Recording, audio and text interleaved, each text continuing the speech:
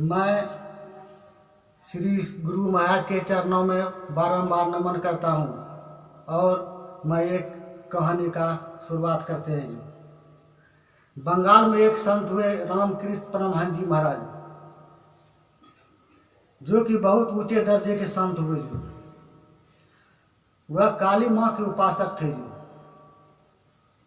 काली माँ की सेवा करते थे, आनंद से काली माँ की पूजा सेवा आराधना ध्यान भजन करते थे और संसार में वो विख्यात थे। एक दिन की बात है, एक संत तोतापुरी आया। उसको रामकृष्ण परमहंस जी महाराज को देख कर कहते हैं, आप तो बहुत पवित्र आदमी हैं, आपका मैं संस्कार देख के कहता हूँ कि आप जो है हमारे से ब्रह्म दीक्षा ले लीजिए। तो रामकृष्ण परमहंस जी महाराज ने बोले कि मैं पहले काली माँ से पूछ लेंगे, तब मैं आपसे दीक्षा लेंगे। दीक्षा लेंगे। तब रामकृष्ण परमहंस जी महाराज अपना ध्यान में बैठा। ध्यान में बैठने पर काली माँ को स्वच्छ दर्शन के लिए दिया गया और जब दर्शन दिया, जब काली माँ को वो भोजन अपने हाथों से उसको कराता था। जब भोजन करा करके जब बैठ गया, तब रामकृष्ण परमहंस जी महाराज अपने काली माँ से कहते हैं, माँ हमारे पास एक संत तोतापुरी आए हैं, वो कहता है हमसे ब्रह्म दीक्षा ले लो, क्या करें आप ही बताइए। तो काली माँ ने कहता है, बेटा तुम्हारा बहुत बड़ा भाग्य है जो कि संत आए हुए हैं, जाओ उसे जल्दी ही कैसे शीघ्र ही दीक्षा ले लो। वो कहते हैं कि काल करो तो आज कर, आज करो तो जब परल में परलय होगा तो बहुरी करो कर। वो कहते हैं जाओ आज ब्रह्म की दीक्षा को ले लो। मैं संसार की सारे दौलत को दे सकता हूँ, संसार के सारे वैभव और सुख को दे सकता हूँ, धन दौलत मांगो, हर एक चीज़ मांगो, लेकिन मैं सब चीज़ दे सकता हूँ, लेकिन जो आवागमन का चक्र है वो मैं आपको यह चीज़ छुटा नहीं सकता हूँ। वो संत ही आपको जो जन्म मृत्यु के चक्र से छुड़ा सकते हैं। जाके संत तोतापुरी ने साधन भजन किसी गुरु महाराज से बोला कि जाओ। गुरु महाराज ने कहा जाओ, जो स्नान करके गंगा जी आओ। जो गंगा जी स्नान करके आते हैं और कहते हैं फूल माला और कुछ प्रसाद ले लेना, आकर के बैठ जाओ। जो बैठ गए। बैठने के बाद क्या होता है, रामकृष्ण परमहंस जी महाराज जो है, जो उसका जो है गुरु है, तोतापुरी था, उसने अपने वो गुरु मंत्र को बतलाता है। जो गुरु मंत्र कौन बतलाता है, जो गुरु ने बताया वो मंत्र को कहता है, जैसे कहता है कि अति पावन गुरु मंत्र मन ही मन जाप। वो जो मंत्र जो है मन मन जाप करने के लिए उसको बता दिया, जाप करने के लिए बता दिया और कहा कि मानस ध्यान करो। जो मने मन उसका कहीं ध्यान करो, ध्यान करो, मने मन उसका जो है रूप बना करके उसका ध्यान करो।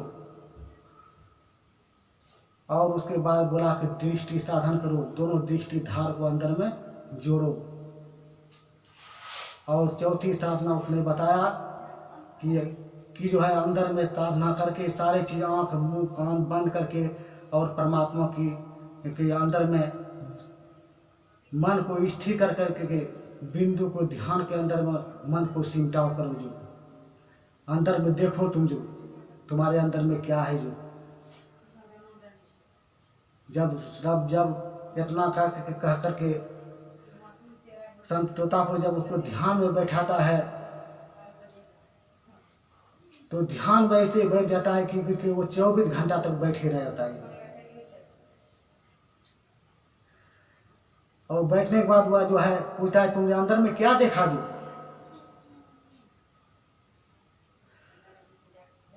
उसने कहा वेरी वेरी हार्ड, बड़ा कि बहुत बहुत भारी भारी है जो यह साधना जो बहुत वेरी हार्ड, मतलब हार्ड का मतलब वेरी मतलब हुआ कि बहुत अच्छा भी है और वेरी हार्ड भी है। जैसे वो बताया कि कोई कुशल काम को कारीगर का जिस काम को जो कर लेता है उसके लिए वह काम सुलभ हो जाता है। इसी प्रकार भक्ति जो नित्य प्रतिदिन जो करता है उसके लिए सुलभ बन जाता है, सुलभ बन जाता है। इसको कहीं साधन कर करके वह परम गति को प्राप्त किया। आज उसका विश्व में उसका चेला जो है, उसका जो शिष्य है, स्वामी विवेकानंद शिकागो गया था धर्म सम्मेलन में। धर्म सम्मेलन में शिकागो में जाकर उसने प्रचार किया संत मत का और सबसे ऊंचा झंडा फहराया। और वहाँ का विद्वान उसको बोला गया यह यहाँ का विद्वान है, यह बाहर का विद्वान है। उस परम गति को प्राप्त किया उसने जी। वो कहाँ, वो संसार के आसमान में नहीं, वो जो शरीर के अंदर के आसमान में वो सही कर करके परमात्मा को प्राप्त किया। और जो गुरु ने युक्ति बताया वो साधन क्या था अंदर में, वह साधन करके ईश्वर को प्राप्त करने का साधन था। वही क्रिया मानस जप का क्रिया था, मानस ध्यान का और दृष्टि योग की क्रिया। दृष्टि मन के निरोध करता है। यही भगवान रामचंद्र जी ने सबरी को नवधा भक्ति में समझाया था। सबरी प्रथम भक्ति कर संतन कर संगा, दूसरी रति मम कथा प्रसंगा। हे सबरी तुम प्रथम भक्ति संतों का संग करो, दूसरा जो भक्ति है कथाओं में चर्चा में प्रेम रखो। जो सत्संग में कथा होता है उसको सुनो, और कथा है सुना ही समझे मुदित मन, मन जही अति अनुराग, लहई छार फल छत्र साधु समाज पर जा। ये सत्संग को सुनो। दूसरी रति मन कथा प्रसंगा, कथा को सुनो। तीसरी भक्ति अमान, मान तुम्हारा हुए ना हुए लेकिन सत्संग के वचन को सुनो। तीसरी भक्ति अमान। चौथी मन गुणगन, चौथा भक्ति उसका गुणगान करो। चौथी भक्ति मन गुणगान। करही कपट का जीवन, शरीर के अंदर में कपट झूठ चोरी नफाहिता हटा करके इसका पालन करो। और कहा चौथी भक्ति मम गुणगन करही कपट का जीवन। अंदर में जैसे कहा कि मुंह में आन बगल में छुरी कहत कबीर नियत है, ऐसा नहीं करके। और पांचवा भक्ति का मंत्र जाप मम दृढ़ विश्वास का जो है। हे रामकृष्ण परमहंस जी महाराज, आप जो है यह जो मंत्र मैं तुमको देता हूँ यह विश्वास करके जप करो। यह जो है वेदों में प्रसिद्ध है मंत्र जाप मम दृढ़ विश्वास का पंचम भजन बीत प्रकाश। यह वेद में प्रसिद्ध है। छठ दम स्थिर विरति बहुकर्मा, निरत निरंतर सज्जन धर्म। छठा भक्ति है दम का दहन करो, दम का साधन इंद्रियों का दमन करो। छठ दम से विभूति बहुकर्मा, निरत निरंतर सज्जन धर्म। सज्जनों का धर्म क्या है? झूठ छूट चोरी नशा हिंसा और बेविचार, इनसे बचना, अपने अंदर में उनकी प्राप्ति का निश्चय रखना, सदगुरु की निष्कपट सेवा, सत्संग और ध्यानाभ्यास। बोला कि इन पांचों को मोक्ष का कारण समझना चाहिए। इतना जो रामकृष्ण परमहंस को दीक्षा है। छठ दम शील व्यक्ति कर्मा व्यक्त निरंतर सज्जन धर्म। अठम शतम वही मैं देखा मुझसे अधिक संत कही लेखा। हमसे जो राम ने बोला हमसे जो है ज़्यादा संत को जानो, इसीलिए हम लोग नित्य प्रति सत्संग में सभी संतों की सब संतन की बड़ी बलिहारी हम लोग आते हैं।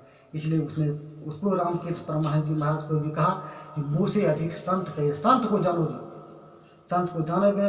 अठम यथा लाभ संतोषा, बोला कि आठवां इसको लाभ है, जितना तुम कमाई करते हो उतने में भरोसा हो। था लाभ संतोषा, सपना ही नहीं देखने पर दो, सपने भी दूसरा कष्टों को मत देखो। और नवम सरल सब छल ही ना ममस ही हरस में पीना। एक नम्मा सीधा और सरल है, मुझ में सिर्फ विश्वास करो और इस प्रकार की भक्ति करो, इसी में तुम्हारा बेड़ा पार होगा और यह लोग और वह लोग परलोक भी बन जाएगा। और मैं इसी वाणी के साथ गुरु महाराज के चरणों में विराम देता हूँ। बोलिए प्रेम से श्री सद्गुरु महाराज की जय।